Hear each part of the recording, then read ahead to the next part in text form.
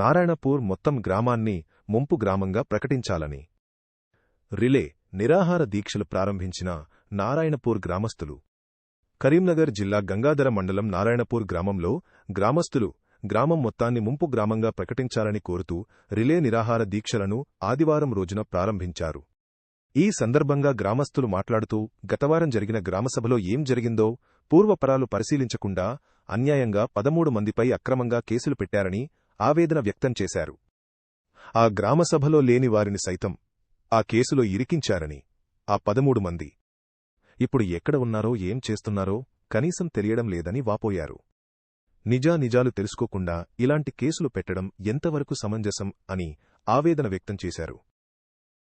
ఇప్పటికైనా చొప్పదండి. ఈ ఎమ్మెల్యే మేడిపల్లి సత్యం స్పందించి ఆ 13 మందిపై పెట్టిన అక్రమ కేసును తొలగించాలని, అదేవిధంగా తమ మొత్తం గ్రామాన్ని ముంపు గ్రామంగా ప్రకటించాలని డిమాండ్ చేశారు. తమకు న్యాయం జరిగేంతవరకు పోరాడుతామని హెచ్చరించారు.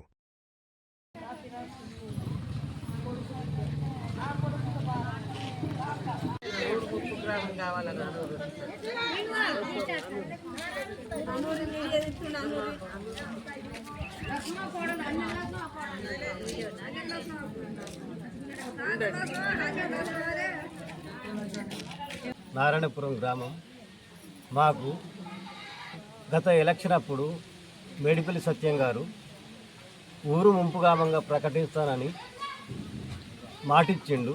అదే మాట ప్రకారం మాకు ముంపు గ్రామంగా ప్రకటించాలి.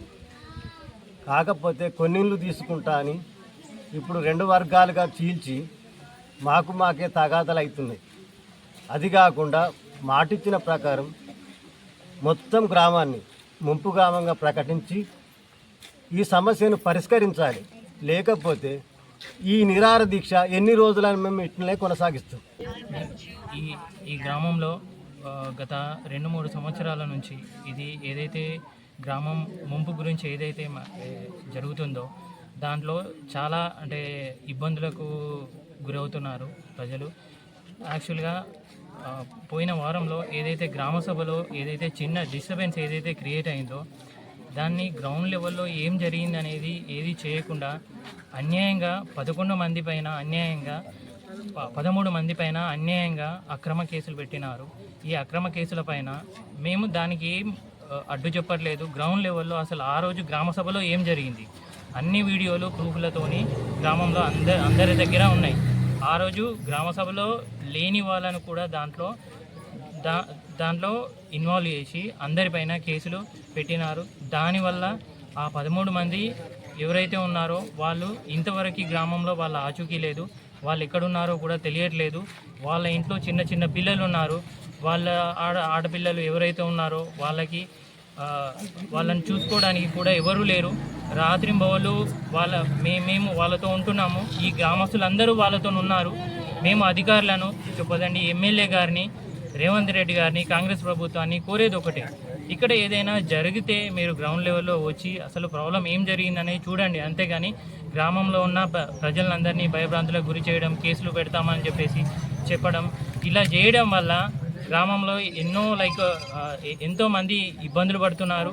ఎవరైతే ఎమ్మెల్యే గారు ఉన్నారో ఎమ్మెల్యే గారికి ఒకటే మా విన్నపము, మా గ్రామం నుండి ఏవైతే ఇంతవరకు ఏవైతే ఉన్నాయో అవన్నీ ఎత్తేయాలి. ఆ 13 మందిని కాపాడాలని కోరుకుంటున్నాము. అలాగే మా గ్రామాన్ని ముంపు గ్రామంగా ప్రకటించి ఈ గ్రామంలో ఉన్న ప్రజలందరినీ కాపాడాలని కోరుకుంటున్నాము.